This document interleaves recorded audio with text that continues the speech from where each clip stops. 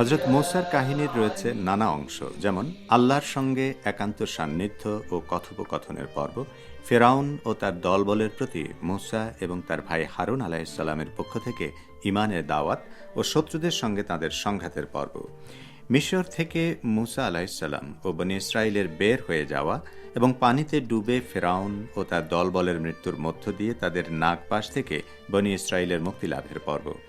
এরপর রয়েছে একত্ববাদ থেকে বনী ইসরাইলের বিচ্যুতির ঘটনা এবং সামেরির মাধ্যমে সূচিত এই বিচ্যুতির বিরুদ্ধে মূসা নবী আলাইহিসসালামের সুদৃঢ় সংগ্রামের পর্ব সংক্রান্ত আলোচনা। ফিরে আসছি সূরা তাহার নবম ও দশম আয়াতের ব্যাখ্যায়। হজরত মূসা আলাইহিসসালাম তার স্ত্রী ও সন্তানসহ মাদায়েন বা বর্তমান যুগের বাগদাদ অঞ্চল থেকে মিশরের দিকে রওনা দিলেন।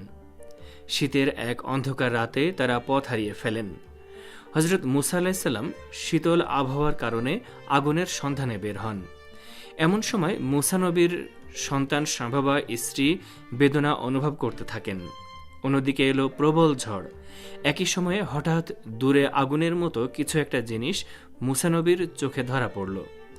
মূসা নবী তার পরিবারকে বললেন, একটু অপেক্ষা করো, আমি আগুন দেখতে পেয়েছি, সেখান থেকে কিছুটা আগুন আনবো যাতে শীতে কাঁপতে না হয়।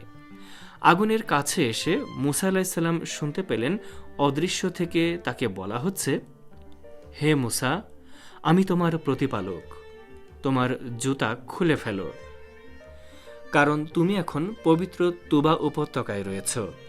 মূসা আলাইহিসসালাম একটি গাছের মধ্যে আগুন দেখতে পেলেন। তাই এটা স্পষ্ট হলো যে আগুনটি সাধারণ আগুন নয়, বরং তা মহান আল্লাহর নূর। প্রভুর কথা শুনতে পেয়ে মূসা নবী যেন আনন্দে আত্মহারা হয়ে গেলেন। মহান আল্লাহর নূর পড়েছে যে জমিনে, সেখানে কি আর জুতো পরে থাকা যায়? তাই মূসা নবী জুতো খুলে ফেললেন। এই উপত্যকা এ কারণেও মহান যে এখানেই নবুয়ত পান হজরত মূসা আলাইহিসসালাম। ফলে শুরু করতে হয় তাকে মানুষকে সুপথ দেখানোর মিশন।